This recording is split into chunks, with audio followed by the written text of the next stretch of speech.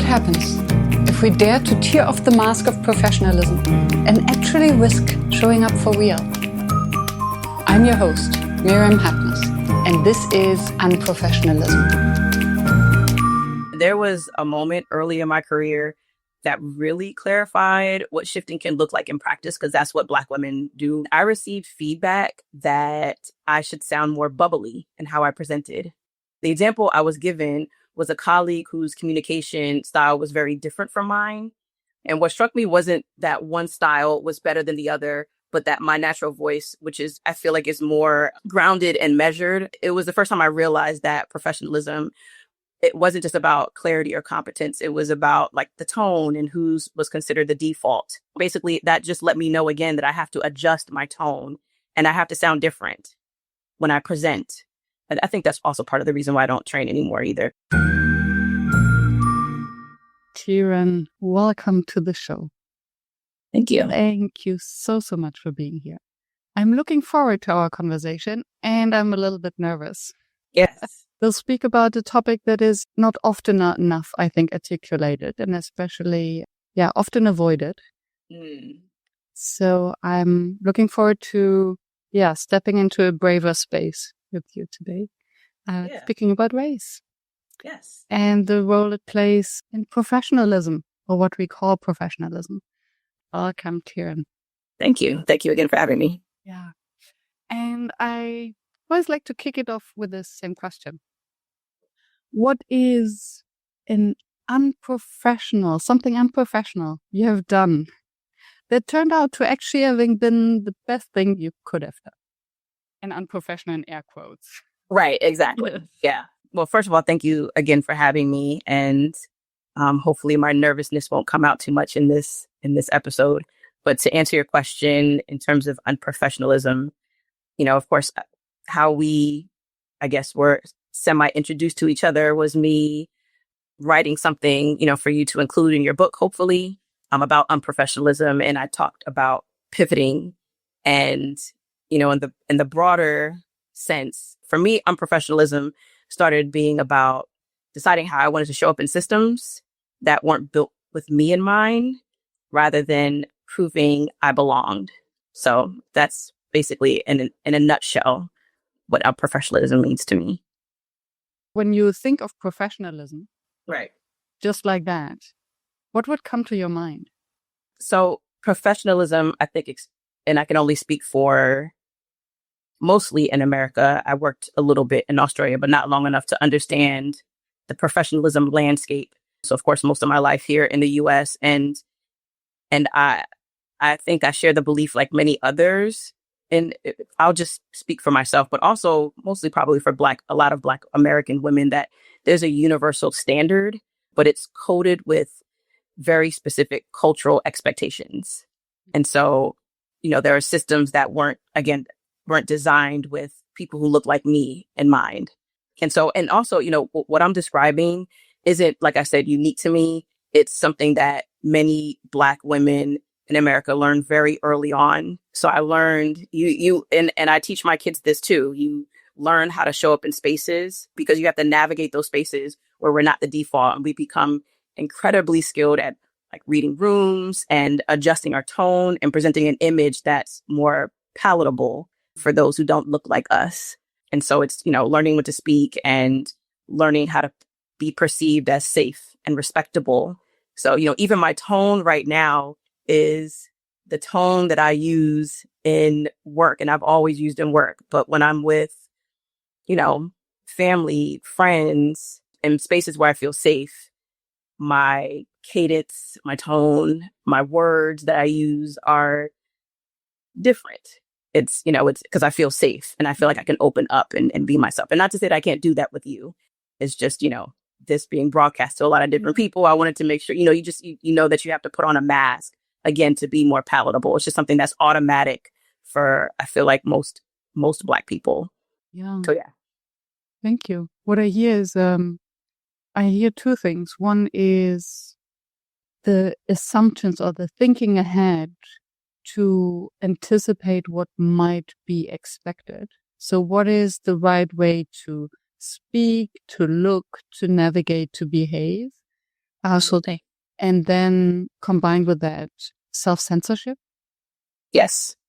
the kind of thought of, oh, the way how I would naturally do it is not good enough. Right. Yes. I mean, there was a moment early in my career that really clarified what shifting can look like in practice, because that's what Black women do is we shift. And I received feedback that I should sound more bubbly in how I presented. That was the word that was used was bubbly. And the example I was given was a colleague whose communication style was very different from mine.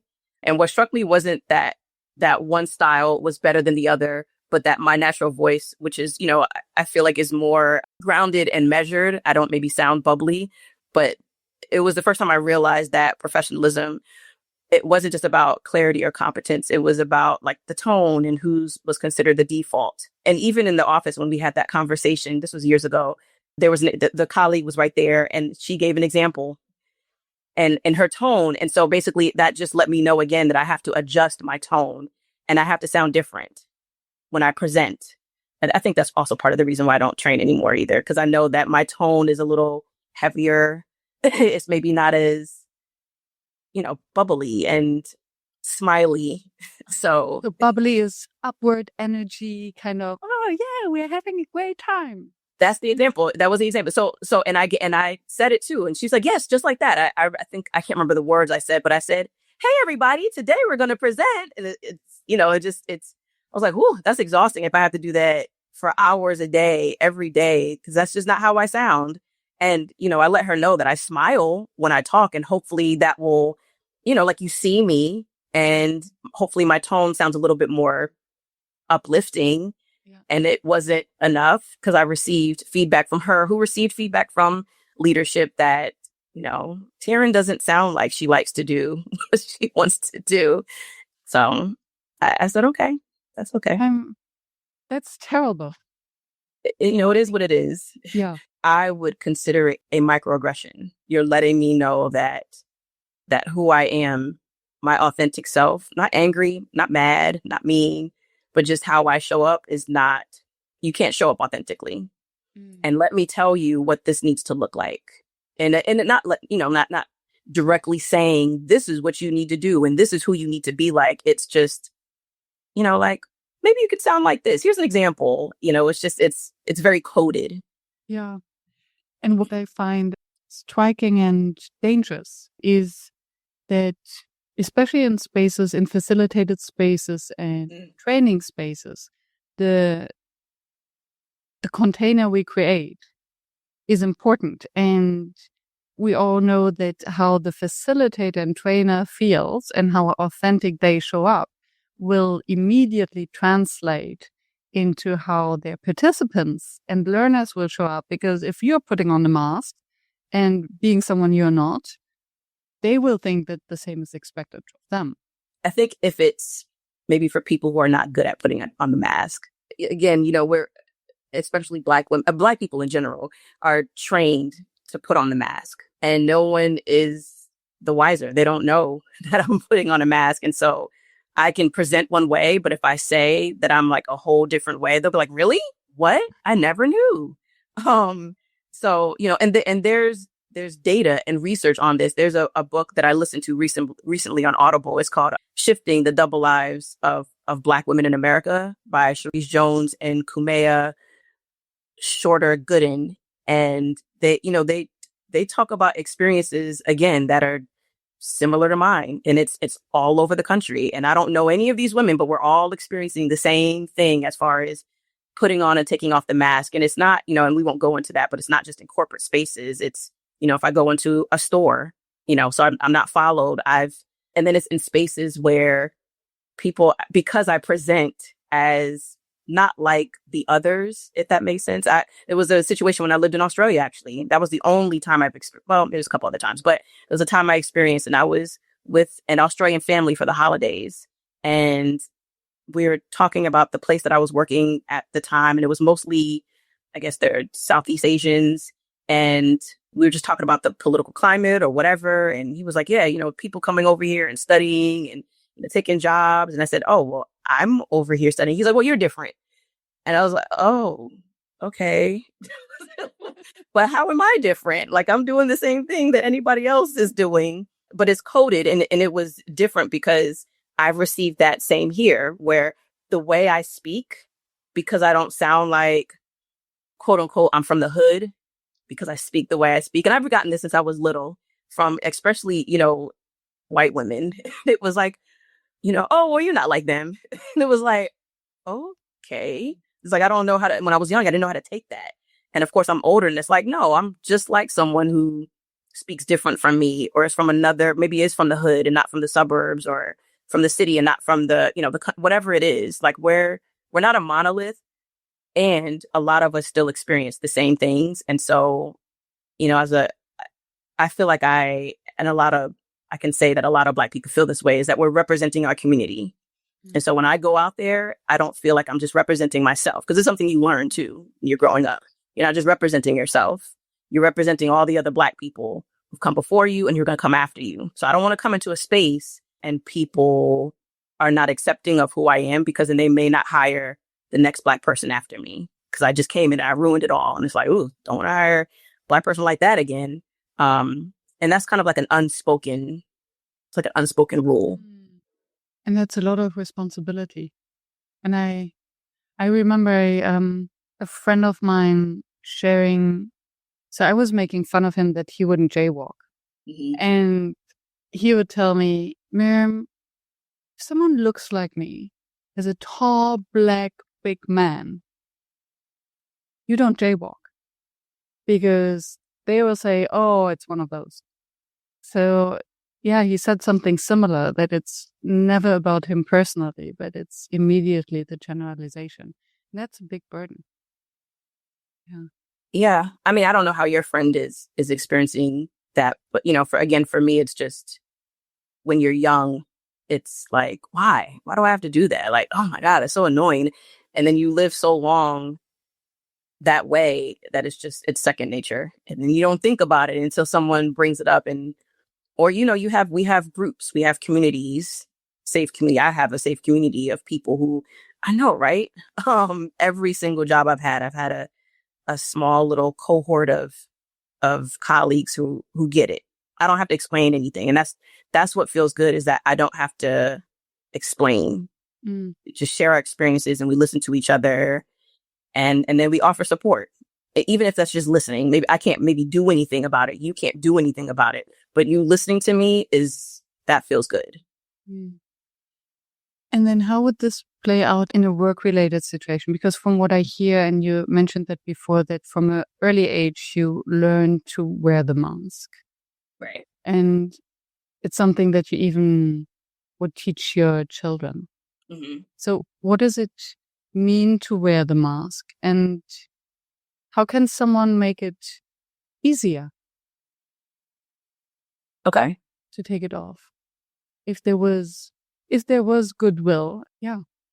So wearing the mask. So the first part of your question, as far as wearing the mask, it's, I've mentioned before, like the tone, and like even our hair. I have locks, and just 6 years ago, 2019 is, I don't know if you've heard of the Crown Act.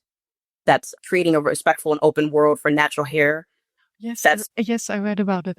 Yeah. Right. And so, it's, even though that act has been enacted, is in place, there's still those subtleties. There's still those, like, the comments you might get if you switch up your hair, because that's what Black women can do. We can, I have locks right now, but when I had loose hair, which is, it's unlocked, it was curly. It might be braided. It might be curly. I might straighten it. It might be in a ponytail. It might, just all these different things. And so, and I think also it's a generational thing too. I'm a Zennial. I'm an older millennial.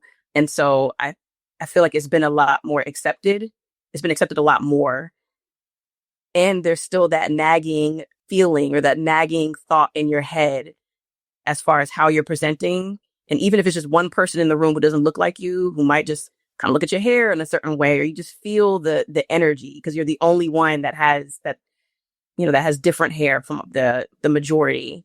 It can be that, but it can also be our emotional expression. So having to just tone myself down, maybe not say certain things that I would say around a friend, and not that it would be disrespectful, or I wouldn't think that it would make anyone feel a type of way. But again, that's just how I speak, and not just how I speak, but how a lot of other people speak. But I have to tone that down. So again, it's not being able to be authentic. And then just the labels, like it's the same behavior, but different labels. So for a non-person of color, it could be assertive versus aggressive, or passionate versus emotional, or direct versus difficult. And when those labels are given, it's like it's coded, and I know what it means. And for me personally, I'm the type of person who I don't want to cause, any ripples. There's a lot going on with, Black women, especially in America, is like one of the highest percentages of unemployment right now with Black American women. And I don't want to be one of those Black American women who are out of work. So the second part of your question, in terms of what would that look like in terms of like accepting, is that what you're... To make it easier, because you said that easier. You have created circles where you can find support and listening, and right. As if I didn't have to have those circles. Like, I think even if I worked in a company or a place where everybody looked like me, I would still probably need that one little group of people that I could really connect with. And at the same time, and I've seen this in posts, and I'm like, man, that would be great, is if I worked for a company who looked like me, then I don't have to tone myself down, because we know it's just like then that will be a universal, like, I know that language, I know, and it's not disrespectful. I can be direct, and it won't be seen as like, oh, why are you being difficult? It won't be jarring.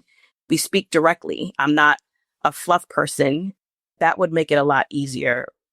But I mean, of course, that's like, pie in the sky idea. I've said a long time ago, which I don't know where ever happened, but until we are all one color, not to say that there won't be any other isms like sexism and, like economic stuff, but until we are all one color, then there will always be racism. And then, of course, as a Black woman, there's racism and sexism. So it's the double whammy of it all. So it's kind of hard to even think about that, because the reality is that will never happen. And so, and that's, in the beginning when I talked about pivoting, it's just, if something happens, I just got to pivot. And, there's probably other communities as well that say this, but, especially in the Black community, we always say that we stay ready so we don't have to get ready. So if something happens, I have something in place to make sure that I'm good, I'm safe. And it's always like, you have to stay that way. I can't be like, oh my God, I'm so surprised, like this happened to me. You always think in the back of your head that something bad can happen, something unfortunate could happen, in terms of like, me being let go or something like that. Or I don't think I can be demoted, but maybe my bonus is not as big, or maybe my salary increase is not as big, even though I contributed a lot. And it's just like, you just have to let it go. You just have to move on.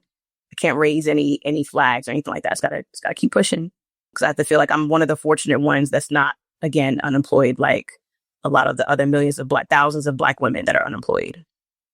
And you're amongst the highest educated. That's not important anymore in the U.S. Formal education is not as important. They in America, the goalposts keep moving the goalposts. So at first it's back in the day, it's like, you don't have the education, you don't have the experience. And then, Black women are among the highest educated, and that's not even seen valuable anymore. Now it's about experience. It's about experience. And so, but if you have experience coupled with the education, okay, that's cool. And especially if experience, so then what experience? Because if your experience depends on someone else's actions to hire you, to promote you, to put you into the specific job, then it's rather random, where education is something that you're in charge of, that you can control. Right. And also, let me say, it's not just experience, it's also who you know and where you fit in. So like in a previous experience, I had a moment where I named respectfully and directly that advancement was being driven more by tenure and proximity rather than demonstrated skill and expertise and background. And that conversation didn't change the system. And that's common in a lot of different places, but it gave me clarity. It reminded me again of where I stand. And because my honesty is not going to change the outcome, but it changed my strategy. And so I can't dwell on, well, this person, is getting what they want because they've been here for 20 years or whatever. And even though my stuff is being seen, and it's like, oh my God, Tieren, you've really changed the system and you're contributing this thing. And I ask for something and then I don't get it. Or even like, I don't get an alternative. I have to come up with the alternative. It's like, okay, that's fine. Let me figure it out. As I heard maybe in a show or something, everything is figure outable.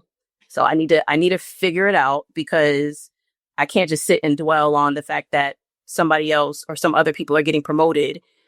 And when I ask for things, because a saying is closed mouths don't get fed. So if I ask for something, if I ask you, what can I do to be put in a position, to be moved up a little bit more, or, what does this look like for me, or what can I do? I don't come to you with just a problem.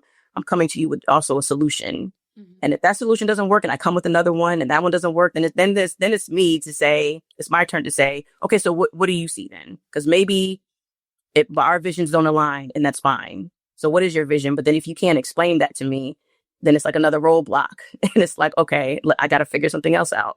Mm. So, again, going back to like the background, the education, the experiences, the goalposts are often moved. It's like, well, you haven't been here that long, even though you've contributed a lot. You don't know as many people, even though I wasn't put into those rooms to meet those people. So again, it's figuring out a different angle. And now I see the bigger picture of the moving goalpost that you mentioned. And it sounds as if it all boils down to the one thing that you cannot change, which is then the color of your skin or your cultural background, or if you tried it all. Yeah. I mean, and that's something I would never want to change either. Like I'm just going to say Black people are dope. So I would never not want to be Black. Oh, I hope I didn't. No. Yeah, no. I think, I don't want my kids to experience the same challenges. Everybody's going to have challenge regardless. And I don't want my kids to experience the challenges that I and, my parents and grandparents and great-grandparents and so on and so forth. I don't want to be the same recurring challenges over and over and over again. And so I think it's up to I think this generation, like millennials going all the way down to Gen Z, I think they're figuring things out and it looks different. And yeah, I think things are getting better, not because the systems, because we're still operating, somewhat within a similar system. But I think we're just figuring things out and we're making things better. Speaking up, I think that's also entrepreneurship. Mm. Black people, are really great with coming up with an idea and pushing it forward and making money off of that. I guess the hustle, and then, leaving America.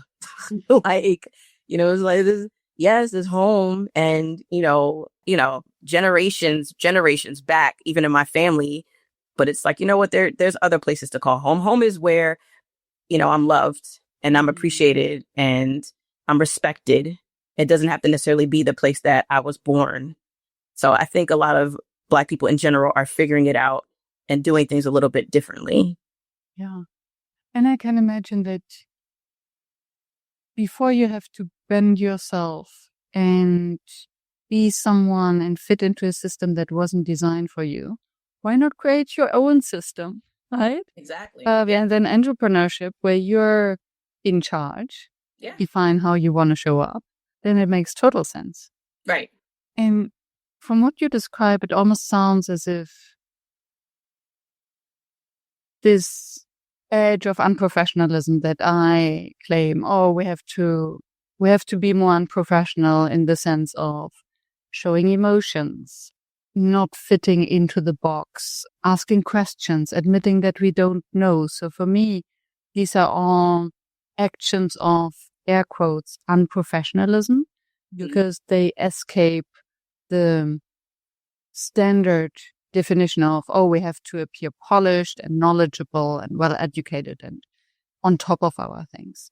Right. And when I listen to you, I wonder whether this is a very white, privileged thing to say, because if you're already facing these microaggressions on your everyday work life, then to do the extra step and admitting that you don't know, or the extra step of being a little bit more authentic, then might become a real risk. Yeah. I'll speak personally. I think that there are ways, again, I think that there are ways that I show up authentically. And I think that's it's just adapting. I don't think it's necessarily being fake. It's just we're adapting. Like, we know what the landscape is. We know how we need to move. You know, it's like literally just turning on a light switch and turning it back off. And yeah, sometimes it can be exhausting, but it's just, it's like it's second nature in a way. Yeah. Some of the behaviors I had to learn was like silence as safety, or like you said, over preparation. So I'm like, I have all these degrees, I have all this experience. And I was like, the next thing that I got to do is know a ton of people, or know the right people, wherever those people are. Politeness over clarity. I talked about my tone. And so sometimes it's maybe being a little bit more bubbly or chipper. Sometimes it's maybe me putting on my counseling hat, because whereas I feel like I'm forced to over explain, when other people do that, it's like, oh, okay. And then when I do that, it's like a misunderstanding. And so it's like, okay, let me put on my counseling hat and say, so you feel this way, this is what I hear you saying. And then it's like, they need to be seen first before I can be seen. So it's like, you first, then now let's talk about what I'm trying to say, but let's maybe make sure I don't over explain though. And it's swallowing discomfort. If I'm uncomfortable, whatever, I have to get over it.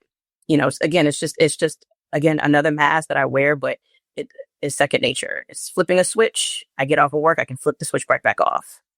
Going on this break would be lovely, because I get to turn off the switch for a while and be in spaces that, I can just keep myself fully like there, as opposed to having to make sure I watch my tone, make sure I'm a little bit bubbly, make sure I don't over explain, make sure I don't curse. Can't curse. It's perceived differently when a Black person curses. So yeah, those type of things. Yeah, they're tricky ones. And I love to curse. And it's very, very rare that I curse on the podcast. And I'm waiting for the moment that I just feel confident enough or free enough to just speak as I would normally speak. Right. Yeah. But do you feel that way? Have you ever felt, I don't know if you've ever worked amongst colleagues, like a ton of people, and it's like, was there ever any exchange, and it's just like casually just throwing out? Totally, all the time. Yeah, and then nobody stops. There's no record scratch. It's just, and I've experienced that. It's a record scratch, and it's not like I'm saying it loudly. It's just like, man, like that shit was crazy, and it's like, and you just feel like a little energy shift, and it's like, ooh, yeah, that's the whole doozy. I don't even drop the F1. It's just, it's, and sometimes I wonder if it's because, again, I think my voice register is a little bit deeper. And so, again, I'm usually surrounded by more bubbly, they speak up, like a crescendo. It's like, and I speak more down. And so I don't know. It just seems like it feels like it's perceived differently. And the conversation doesn't continue to just flow. Like I just said, or whatever, it's different.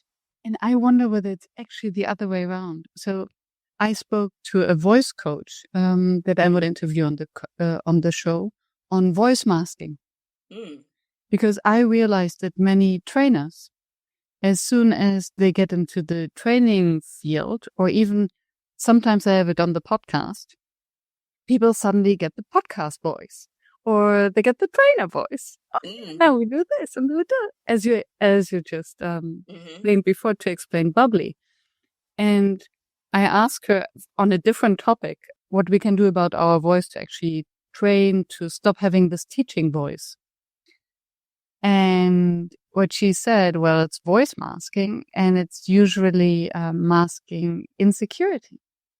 So when we are changing our voice, it's very often out of insecurity to pretend we are more confident than we actually feel. And then I wonder whether you, with your grounded, deep voice. Actually, this, you know your shit. You speak because you're prepared, you're over prepared. And then nobody is used to actually a grounded, confident voice because everyone has adjusted to the it's voice the masking. yeah. And I'm just trying to even think back to like the people that I've heard present, and yeah. And it's not to say that I'm the only one, of course, with my register, like with my voice. And, I think it's nuanced. I think it's, not just the voice, it's the presentation, again, like my hair, there's a whole, and especially in America, it's not just race. It's also, I'm a darker skinned Black woman as opposed to a light skinned Black woman. Yeah. It's a lot. And again, like I said, too, is who, like who can endorse you, who stands behind you, who promotes you, who puts you in the room with the people who can say, yes, you need to go to this person's thing, or you need to listen to this person. And I don't want it to sound like I'm speaking in like it's all or nothing. Like I had a supervisor previously. She is a white woman. She's my first white woman supervisor, I think. And I've heard things about working for white women, and I was nervous. But she was one of the best supervisors I've ever had, actually. We still keep in touch with each other. She works somewhere else, and she was awesome. And I liked that when I said something, even if she didn't understand it, she didn't go, what? She didn't explain it. Like, well, maybe it's this, or maybe she didn't do any of that. It was just like, oh, really? Wow. Like where have you, she asked questions. Like, where did you experience that? I'm sorry I'm sorry you felt that way. I'm sorry you experienced that. And, she was really great. I mean, even to this day, it's like, she was the type of person who promoted me in spaces that when I wasn't there. She would always talk about how great I was. She would say it in my face, and she would say it when I wasn't even around. And it's still like, and even after she left, I would say for 6 months to a year, everybody brought that up. They would be like, man, so-and-so, yeah, she talked about how great you were. And like, I'm just excited to work with you. And it's like, that's the kind of like, the people that I need. And not to, like she didn't lie. She was so about competence, and she wanted her team to be great. Like I want us to excel and be great in our region. And cause our place is all over the world. And so, and I love that about her. And she asked me like, what do you want to do? What uplifts you? What gives you life? Like and she would be the first one to say, I'm not really a touchy feely person. And I'm like, really? But you're like, what gives you life? And how are you feeling? And you ask me all these great questions. And I'm like, that's interesting that you think that about yourself. So yeah, I mean, I just wanted to say that too, because, and there are other people around that, that don't look like me, that uplift me. And it's not enough, unfortunately, but you take the wins, you take them where you can get them, and, don't complain about it. You just take them. Yeah. What do you think is the lost potential? What could become possible if we didn't have these differentiations, if we didn't have the gap in perception of what professional is between races? Because it sounds as if, as a Black woman, you have to be overly performative and professional, even compared to a white American woman who also needs to put on the professional. Absolutely. Mm-hmm. And your mask needs to even be bigger. Mm-hmm. So what do you think would be possible if you put that down? I mean, I think it just depends on the context. Because the space that I work, like even like the space that I work now is like, I don't report to my office. Mm-hmm. I work for a region. And so so the conversations that I have, not to say that I don't do work for them, but the conversations that I have in my own office, as opposed to the conversations that maybe I have like on my team, or when I'm talking about like strategy and work specific things, is very different. But I'll say this. I can tell who has navigated spaces, or even, this is hard to say, people who, because I don't like when people say I have a Black friend, but people who have been around, and it doesn't have to just be Black, it could be Asian or Latino, whatever, but specifically, I'll just speak for me, people who have been in spaces, worked in spaces, whatever that looks like, around people who look like me. And I think that's the most important thing. I have a friend who doesn't look like me, who isn't about my culture. We're completely different from each other. And she does her work to understand. And if she asks a question, she's apologizing too. And I'm like, it's okay. We're friends. Like, it's cool. Like, it's fine if you're getting a little bit of education from me about the Black experience, and then you're getting a little bit, from other places. But it's like she's trying to understand, and she's not just relying on me as the source. And that's also, I think, sometimes the discomfort in working in spaces where there's majority, because I can tell the people who actually have like close Black friends, not to say you have to have close Black friends, or just people who have navigated spaces with Black people, and they get it. Because I've had to explain to somebody that I don't have to figure out how to navigate a white space. I was trained early on to do that.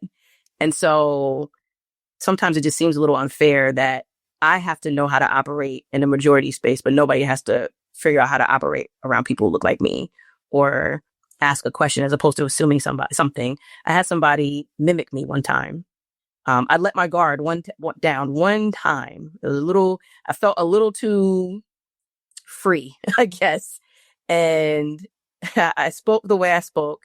And then a person, and he wasn't like, he was mocking me, but he wasn't doing it like in a, I'm trying to be mean. He wasn't doing it that way. And I know that. And I was thinking in my head, is that how you see me? Is that how you think I talk all the time? And so again, it made me, I let my mask slip a little bit. I shouldn't have done that. And so it's like, I got to put it back on. And so now this person that I see every now and then, I come in a different way, because I thought that we were cool like that and we were learning each other. But then when he did it in front of everybody, and it's literally like a record scratch too, people looked at me, especially one of my Black colleagues. She looked at me like, and I was like, okay, and let me put the mask back on. Why don't I let it slip? So, I think, this is so nuanced in terms of, because it's, unfortunately, it's not a Black or white issue in terms of, like not having to wear a mask or understanding other people's identities, because, it's again, is this, and there's neurodivergence, and that looks different in Black women than it does in maybe other people. And not to say this is specific, like Black women here and everybody else is there, but it could be an Asian person, whatever it is. But specifically, neurodivergence or mental health disorders or any of that. There's so many different layers to that. You don't know what somebody is going through. And again, the conversation or the message is that it doesn't matter what you're going through. Like, I've learned this early on, as I'm sure a lot of Black people did. It doesn't matter what you're going through. You come to work, and you leave all that stuff at home.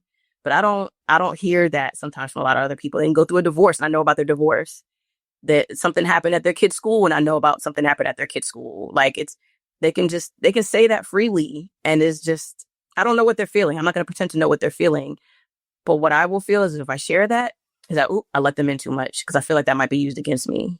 Like, oh, maybe it's because she's going through a divorce. Maybe it's because they're, or just whatever is going on. If I had something going on, it's like, oh, maybe it's because she's going through this. Again, we have to be 10 times better to get half as much. So I can't share that stuff. Gotta keep the mask on. Thank you for sharing that. Yeah, no problem. It makes me feel very sad, because it makes me realize how the idea and the idealism I have of having better relationships at work, and to have this kind of unprofessional, air quotes, angle of sharing how we are, because that's what creates connection. That's where we can jump in and support each other. That's where we can deliver better work, because we have compassion for each other.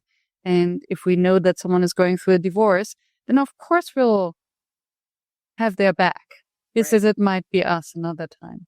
And to see that the impact of racism for that as a big obstacle to be more unprofessional at work, to be more human at work. I somehow knew it, of course, because yes, it's the, I think, being a white European German, I was not aware of that. So I'm very grateful that you share this. Yeah, absolutely. And I'm sorry. Yeah. Thank you for that. I mean, I mentioned before I lived in Australia, and maybe sometimes I think maybe that's what it'll take for me to feel like free. I've never felt more free until I lived in Australia because then I was around I lived in Brisbane, and it was just a whole bunch of people from other countries, and nobody was like, I mean, everybody's, has questions, but not just about me, about each other. Because like I had a Swedish friend, I had a Vietnamese friend, I had a Nigerian friend, Kenyan, got like all these people from different countries. So it was too many people around us to just be focusing on me, which was great. It's like, great. I'm not the center of attention. Not to say that I am here. I'm just saying that we're all curious about each other because no one is the same. Or even Australians, they were just curious. But very inviting. It was a very inviting. When we traveled, my family and I traveled to Portugal in July, and everybody just seemed curious. But it wasn't like it just felt different. The air felt different because it's just everybody is there, and I already met somebody like you, and cool, So it's like you're not put on display or anything. That's baggage. Yeah. And I wonder whether. So I feel very self-conscious often because I don't know, okay, what is an appropriate question to ask? Can I ask that question? I should know. We had the conversation in the exploration call where I admitted I'm so afraid to ask an inappropriate question. I don't use the wrong words. And I think to just, feel safe enough that it's good to ask questions. It's good to be curious because I think as long as we are curious, we don't judge and we're not. That's how we learn. Yeah. And to get a little bit of that stigma away, that question. We need more questions. We need more curiosity. We need more admitting that there is ignorance. Because if we don't admit it, that we cannot learn. Yeah. I and in those spaces, even speaking back to when I lived overseas, I got those questions that I can't speak for others, but for me weren't offensive.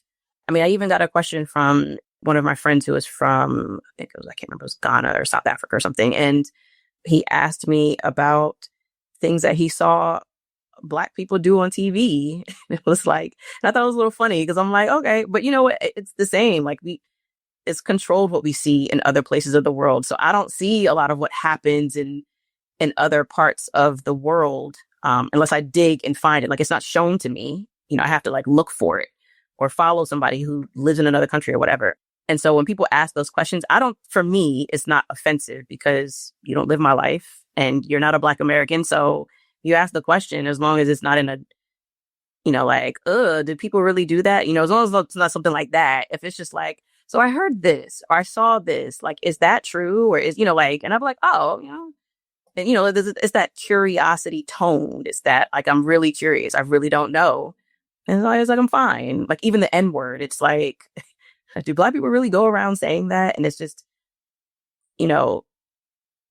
it's having to make sure that, because again, I feel like I'm representing for Black people because a lot of the people that I met in Australia never met a Black American. So I was their first. So I was like, ooh, that's a lot of pressure. And so it was like, letting them know, like reminding them that we're not a monolith and that, you are meeting me, but if you meet another Black person, it can be completely different. And that person, him or she is just as capable, just as smart, just as fabulous. Whatever you think of me, they're going to be the same, even if they come from another part of the country.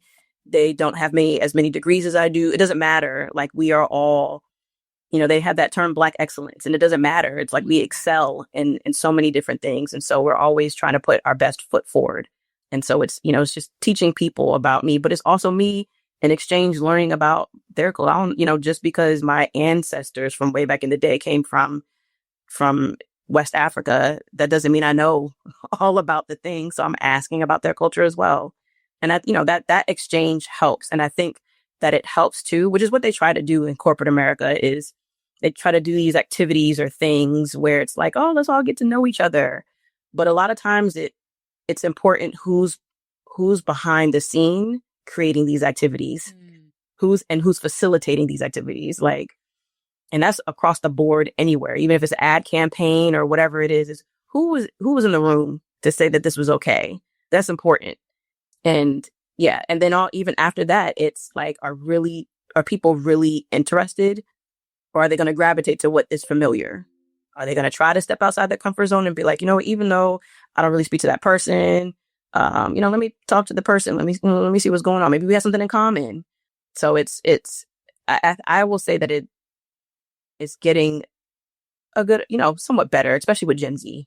Like they're just, they're not tolerating any stuff, which I think is great.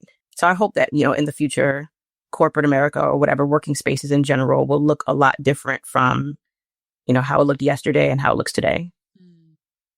Because we're curious. Thank you. Final question with which I always close. Yeah. What's an unprofessional thing that you would still advise others to do? Don't wait for permission to explore what aligns with who you are and your vision. That's all I'll say. I'm not going to wait for permission. Love it. Thank you so much, Tieren. Thank you. I appreciate you having me. Yeah, me too. And for allowing me all my questions and the exploration. Yes, absolutely. I appreciate you being curious and staying curious. This was a conversation without the script. Now it's your turn.